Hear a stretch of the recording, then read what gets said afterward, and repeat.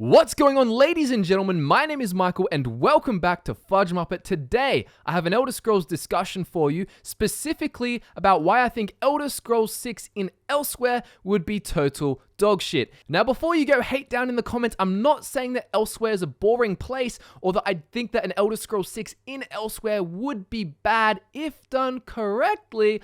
I'm just saying I don't think it will be done correctly and therefore it would be a tragedy. The reason for this is basically because Elsweyr is very complex, and if we take a look at Bethesda's track record based on their previous games, they have been screwing around with the lore quite a lot. Now, I love Bethesda, but I don't really want them to touch Elsweyr unless they do it picture perfect. Now, to give you some examples of what I mean, take a look at Cyrodiil in Elder Scrolls 4 Oblivion. In Cyrodiil, you were actually meant to have two sort of subsets of Imperials, the Nibbenese and the Colovians, and these were meant to be wildly different. The Nibbenese were a bit more free and multicultural, less rigid than the Colovians, wearing lots of exquisite jewelry and fancy colored clothes and all kinds of things like that, whereas the Colovians were a lot more straight, filled in roles in the military, had all their big estates, and were more traditional, like the ones you did see when you played through Oblivion. The Imperial City was meant to be filled with all this Venice Canal kind of shit, with different boats and crazily jeweled bridges and all kinds of ornate things, and that's not what you got in Oblivion. Mind you, Oblivion did look amazing, but you didn't get what was meant to be in the lore. And all of a sudden, Tiber Septim had made Cyrodiil not a jungle, and they gave us a lore reason for that, which is, okay. But then, in ESO, it still wasn't a jungle, and then we get told that he retroactively made it not a jungle. So they changed their lore with Cyrodiil quite a lot.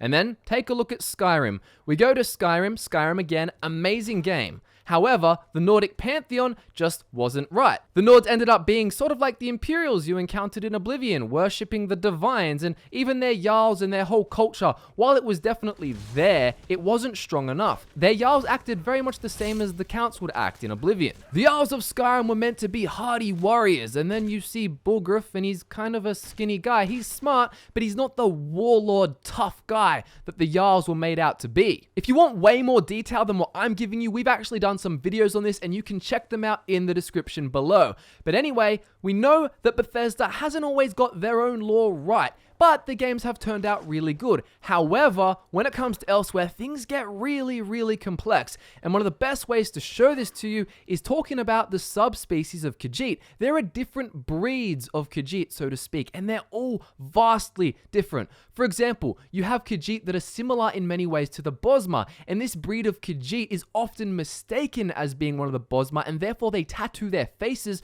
to resemble a feline aspect. You also have Khajiit that look like men, so much so that they can be mistaken as men from a distance. You then have the Khajiit we know from the other Elder Scrolls games, and then there are even the Alfiq, which is a quadrupedal form of Khajiit, basically a common house cat, which actually has the keen intelligence of a normal Khajiit and has the ability to understand your spoken word. However, it can't respond to you, and it's even possible that they may be able to cast spells. Then you have Khajiit species like the Sench Rat, which are basically massive battle cats, as Imperial troopers call them. These stand as tall as 2 Outma, that's 2 high elves on top of each other, and can weigh as much or more than 50 of these high elves. And these Khajiit are actually employed as steeds, notably in battle, of course. So you get my point. If we went to Elsweyr, I don't need to play as all these different species, but if Bethesda didn't implement them all, at least I would be very disappointed in the game. And that's not even to mention the Khajiiti pantheon. The Khajiit have a whole myriad of gods that are all cat-related and possess their feline theme. For example, Sheogorath is called Shogorath, and he's basically this crazy skooma cat. Whole Alice in Wonderland kind of stuff. Now, if we just rocked up in Elsweyr and Sheogorath looked exactly the same and acted exactly the same, again, it would be another letdown. There's a lot of lore in Elsweyr, and I wouldn't want it to be touched unless it's going to be touched by the hand of perfection. The question is, does that hand belong to Bethesda? I don't know. And that's pretty much it. Now, I love Bethesda. I love the Elder Scrolls games they've already made. I would just rather them tackle a province that's a little more simple and less complicated when it comes to the lore. Even Valenwood, while that's a more complicated province, it's still not as complicated as having all these different types of subspecies of the main race that's home to that province.